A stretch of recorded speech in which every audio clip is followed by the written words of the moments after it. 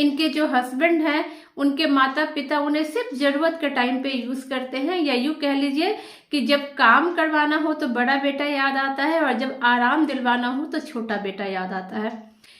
अगर ये PLR story नहीं हुई रहती तो अंजू जी अपनी जगह पे बिल्कुल सही दिखती, उनका गुस्सा बिल्कुल जायज दिखता, लेकिन इस PLR ने उनके सारे थॉट प्रोसेस को ब्रेक कर दिए और उनको सोचने पे मजबूर किया कि उनके जीवन में इतनी परेशानियां क्यों हैं।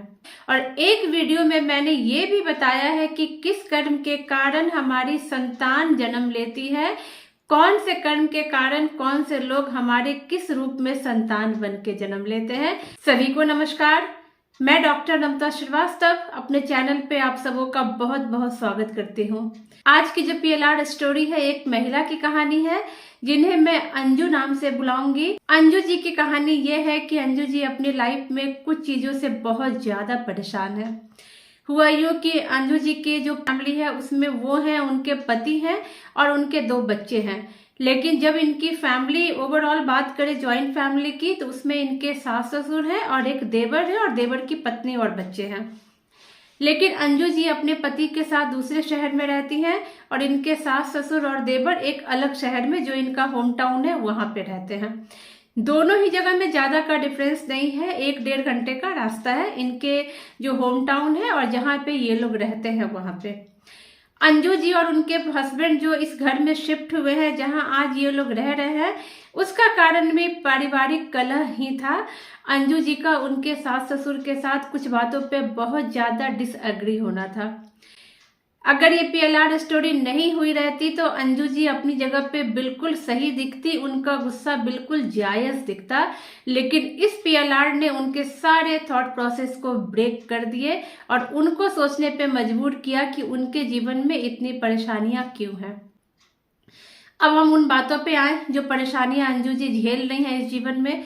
परेशानी ये है कि अंजू जी के हस्बैंड जो हैं वो अपने माता पिता के बड़े बेटे हैं और उनका एक छोटा भाई है जो अंजू जी के देवर हैं। बस ये 2 भाई ही हैं। अंजू जी के हस्बैंड बस 2 भाई हैं, बहन नहीं है इनको। तो अंजू जी का ये कहना था कि अंजू जी के जो सास और ससुर हैं वो क्या करते हैं, अपनी प्रॉपर्टी, उनके पास काफी सारी जमीन है, बहुत ज्यादा प्रॉपर्टी है उनके पास, तो टाइम टू टाइम वो अपनी प्रॉपर्टी, गांव की प्रॉपर्टी को सेल करते रहते हैं और वो सारे पैसे वो अपने छोटे बेटे को देते रहते हैं या छोटे बेटे के किसी ना किसी काम में लगा देते हैं। छोटे बेटे के शौक पूरा करना हो, उसे विदेश जाना हो, विदेश जाके पढ़ाई करनी हो, भले वो पढ़ाई वहाँ कुछ भी ना करे, बिल्कुल टाइम वेस्ट करके वो वापस आ जाए, बट वो सारे पैसे वो उसके पीछे लगाते रहते हैं। छोटे बेटे को पैसे की जरूरत पड़े, कोई प्रॉपर्टी बेच दिया और छोटे बेटे को दे दिया। छोटे बेटे को कोई तकलीफ आन पड़ी, कोई जरूरत आन पड़ी, प्रॉपर्टी बेचा, छोटे बेटे को दे दिया। काफी सारे जमीन इनके पास है जिसकी वजह से अंजू जी बहुत ज्यादा परेशान रहती हैं। उनका ये कहना था कि उनके पति, अंजू जी के पति बड़े बेटे हैं, लेकिन उनके बड़े बेटे को कुछ नहीं वो देते और सारा कुछ वो छोटे को देते रहते हैं। इवन कि अंजू जी अभी जिस शहर में रह रही हैं वहां की प्रॉपर्टी भी उनके हस्बैंड ने अपने खुद की कमाई से ली है, लोन पे ही ली है, बट वो खुद की कमाई से उसे पे कर रहा है। एक चीज जो यहाँ पे बहुत ही आश्चर्य वाली बात रही कि अंजू जी के हस्बैंड अपनी कमाई से अपने माता पिता को टाइम टू टाइम अच्छे अमाउंट देते रहते हैं, कभी 5 लाख, कभी 10 लाख, इस तरीके से। अंजू जी के हस्बैंड की कमाई कुछ इस तरीके की है कि एक साथ मोटा पैसा उनके हाथ में आता है, तो बहुत सारी कमाई का हिस्सा जो है वो अपने माता पिता को भी देते रहते हैं। उनके माता पिता कोई भी रीजन बता के, कोई भी कारण बता के अंजू जी के हस्बैंड से पैसे ले लेते हैं और वो देने के नाम पे अंजू जी के हस्बैंड को कुछ नहीं देते, बट लेते हमेशा रहते हैं। कई बार इनके पैसे को भी वो किसी ना किसी बहाने से लेते हैं और फिर वो उसे उनके छोटे बेटे को वो दे देते हैं। अंजू जी इन बातों पे बहुत कुढ़ती रहती हैं, अपने सास ससुर से बहुत ज्यादा चिढ़ती रहती है। अंजू जी अपना पास्ट लाइफ रिग्रेशन कराना चाहती थी, वो जानना चाहती थी कि उनकी लाइफ में ये स्ट्रगल क्यों आ रहा है, क्यों उनके पति के पैसे उधर जा रहे हैं। पति के पास भी पैसे आते हैं तो अच्छे पैसे आते हैं और जब नहीं आते हैं तो फिर नहीं आते हैं, इस तरह का उनका कुछ काम है। वही अंजू जी का कहना था कि उनके मुसीबत के टाइम पर भी जब उन्हें पैसे की दिक्कत रहती है तो भी उनके सास ससुर उन्हें हेल्प नहीं करते और इनके जो हस्बैंड हैं वो सिर्फ और सिर्फ काम करने के लिए है। इनके जो हस्बैंड हैं उनके माता पिता उन्हें सिर्फ जरूरत के टाइम पे यूज करते हैं, या यूं कह लीजिए कि जब काम करवाना हो तो बड़ा बेटा याद आता है और जब आराम दिलवाना हो तो छोटा बेटा याद आता है।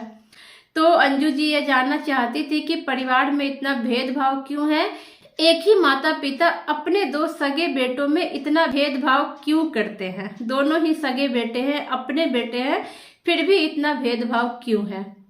इन सारे सवालों को लेकर अंजू जी अपना पास्ट लाइफ रिग्रेशन करवाई और अंजू जी को जो इसके सवालों के जवाब मिले वो बिल्कुल चौंका देने वाले जवाब थे। इनफैक्ट ये वही जवाब थे जो मैं हमेशा अपने वीडियोस में बताती रहती हूँ। जब अंजू जी का पास्ट लाइफ रिग्रेशन हुआ तो अंजू जी अपने आप को राजस्थान में देखती हैं और वो जो टाइम देखती हैं वो 1836 का टाइम देखती हैं, 1836। यहाँ पे एक बात देख के मुझे बहुत ही सुखद आश्चर्य हुआ कि मैं जितनी भी PLR करती हूँ ना, तो बहुत सारे क्लाइंट जो होते हैं वो अपना जो जगह देखते हैं वो राजस्थान देखते हैं। और पर्सनली मुझे भी राजस्थान बहुत पसंद है, पर्सनली मुझे भी बहुत पसंद है। मैंने राजस्थान से ही पढ़ाई की है, MBA भी किया है, मैंने वहाँ से जॉब भी किया है। तो पर्सनली मुझे भी राजस्थान से बहुत लगाव फील होता है। मुझे अपने मन का एक कोना हमेशा लगता है जैसे कि वो राजस्थान बसा हुआ हो। तो इसको भी मैं अपने पास्ट लाइफ से ही लिंक करके देखती हूँ कि पास्ट लाइफ में राजस्थान से मेरा कोई गहरा कनेक्शन है और मेरे जो भी क्लाइंट आते हैं वो जनरली पूर्व जीवन में वो अपने आप को राजस्थान में ही देखते हैं। खैर, इन सारी बातों को कभी और डिस्कस करेंगे। अभी अंजू जी की कहानी की ओर चलते हैं। जब अंजू जी का पास्ट लाइफ रिग्रेशन हुआ तो अंजू जी को अपनी उम्र जो दिखी वो 30-35 साल की एक महिला के रूप में देखी और जगह मैंने बता दिया राजस्थान, ईयर 1836 का बताया। अंजू जी देखती है कि वो 30-35 साल की एक महिला है और वो अपने आप को एक कृषक फैमिली में देखती है। ये देखती है कि इनके जो पति हैं वो एक किसान हैं, पति खेतों में हल चला रहे हैं और उसी से इनकी कमाई चलती है। आगे जाके अंजू जी देखती है कि अंजू जी बहुत ज्यादा बीमार हो गई है। एज वही 30-35 के ही आसपास की है, उसी सब टाइम में ही वो देख रही है अपने आप को कि वो बहुत ज्यादा बीमार हो गई है और उनके हस्बैंड, उस जीवन के हस्बैंड उनकी बीमारी को लेके बहुत ज्यादा परेशान हैं और वो बहुत ज्यादा ट्रीटमेंट कराते हैं। जो लोकल गांव वाले जो वैद्य वगैरह रहते हैं उनको दिखाते हैं, लेकिन कहीं से कोई भी आराम नहीं मिलता है अंजू जी को। अपने पति के रूप में अंजू जी अपने इसी जीवन के पति को आइडेंटिफाई करती हैं। इसी जीवन के पति उन्हें अपने पति के रूप में उस जीवन में दिखते हैं।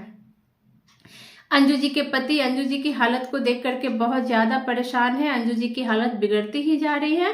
फिर पता चलता है कि अंजू जी को किसी अच्छे जगह ले जा करके दिखाना है, किसी अच्छे जगह ले जाकर के अंजू जी का ट्रीटमेंट कराना है जहां पे उनकी तबीयत बिल्कुल ठीक हो जाएगी।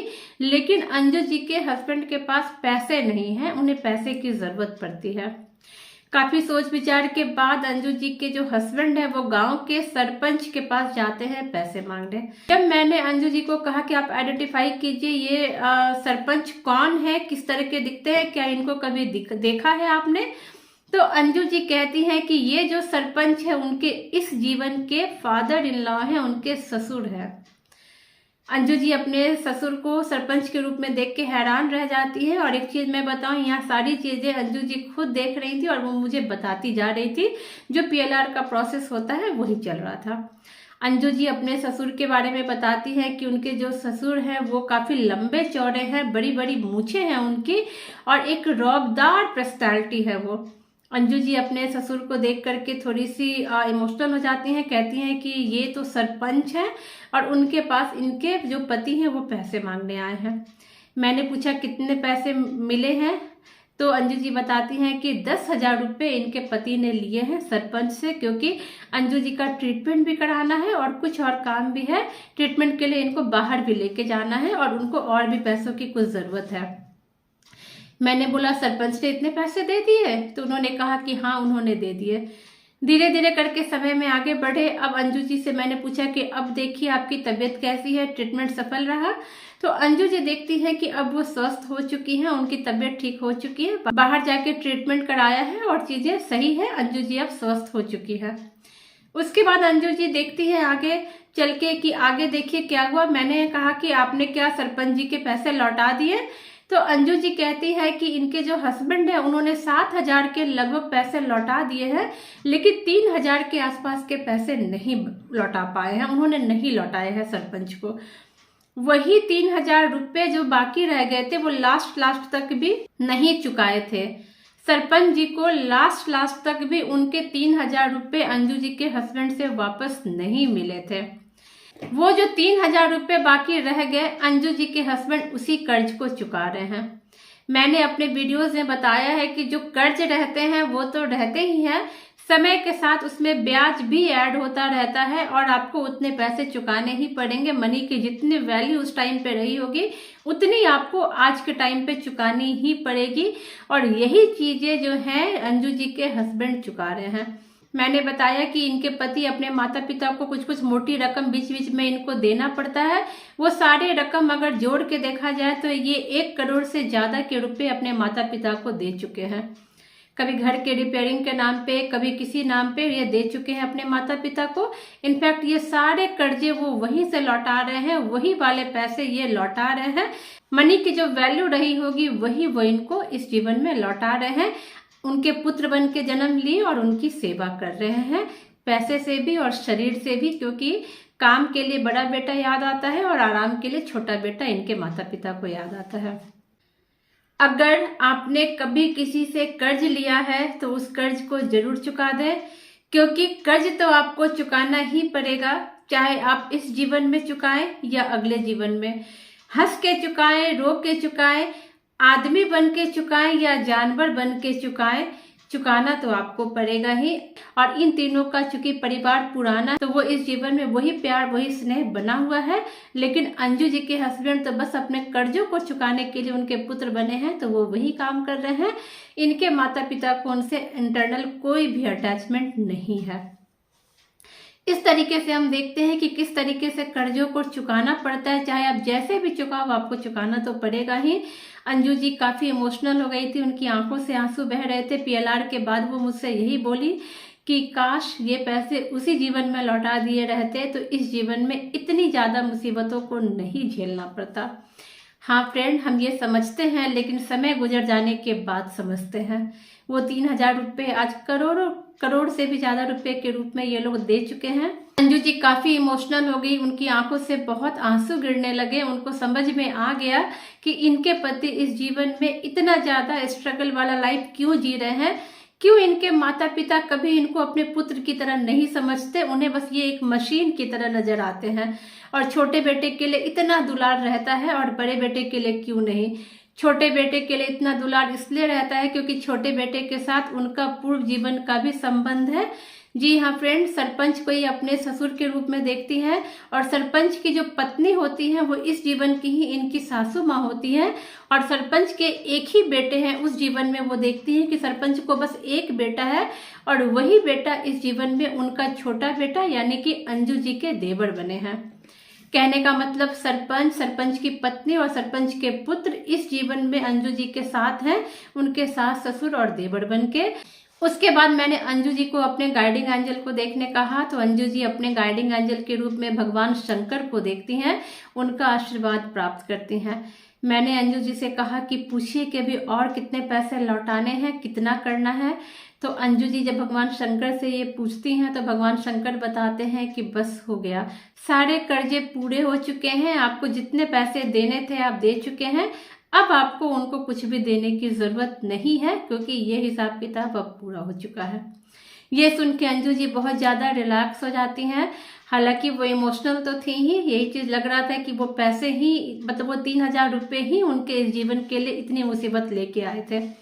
खैर, अंजू जी को ये समझ में आ गया कि उनके जीवन में इतने स्ट्रगल क्यों आए, क्यों उनके पति के माता पिता कभी उन्हें पुत्र की तरह नहीं स्वीकार करते, बस काम पर ही वो याद आते हैं। ये भी समझ में आ गया कि इनके सास ससुर और छोटे जो देवर हैं अंजू जी के, इनके बीच की बॉन्ड इतनी स्ट्रांग क्यों है।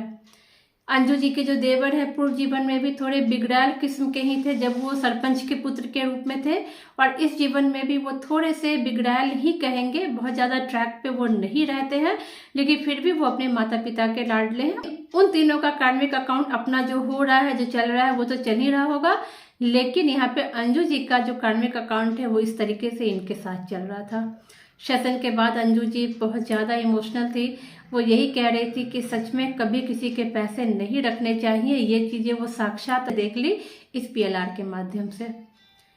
फ्रेंड्स, ये पीएलआर बहुत गजब की चीज़ होती है। लाइफ में कोई भी प्रॉब्लम रहती है तो पीएलआर के थ्रू उसका निपटारा कर पाना बहुत आसान हो जाता है, क्योंकि हम प्रॉब्लम के रूट कॉज को समझ जाते हैं। एक तरीके से अगर शरीर में कोई बीमारी होती है तो डॉक्टर एक्सरे करके देखते हैं, सोनोग्राफी करके देखते हैं। सेम उसी तरीके से पीएलआर के थ्रू हम ये देख लेते हैं कि प्रॉब्लम का रूट कॉज क्या है, कहाँ से ये समस्या आ रही है, और एक बार समस्या का पता चल जाता है तो उसका निपटारा करना बहुत आसान होता है। उम्मीद है पीएलआर की ये घटना आपको भी बहुत कुछ सिखाएगी। जीवन में कभी किसी के पैसे ना रखें, चाहे वो 1 रुपया हो, चाहे 1 करोड़ रुपया हो, कितना भी हो, बिल्कुल भी ना ले, क्योंकि आपको सबका ब्याज समेत लौटाना ही पड़ेगा। जिस समय आप जन्म लेंगे उस समय के मनी की जो भी वैल्यू रहेगी वो अपने आप कैलकुलेट हो जाती है, कन्वर्ट हो जाती है, और आपको उतना चुकाना पड़ता है। अगर बहुत आदिकाल के कर्जे अगर आपके पास है, जहाँ पे रुपया रुपये की तरह नहीं किसी और नाम से जाना जाता था, तो भी मनी की वैल्यू कैलकुलेट होगी, कन्वर्ट होगी, और जितने निकल के आएंगे उतना रुपए के फॉर्म में आपको देना पड़ेगा। विदेश में है तो डॉलर के फॉर्म में देना पड़ेगा, जहां है उसी फॉर्म में आपको देना ही पड़ेगा। Thank you so much friends, thank you.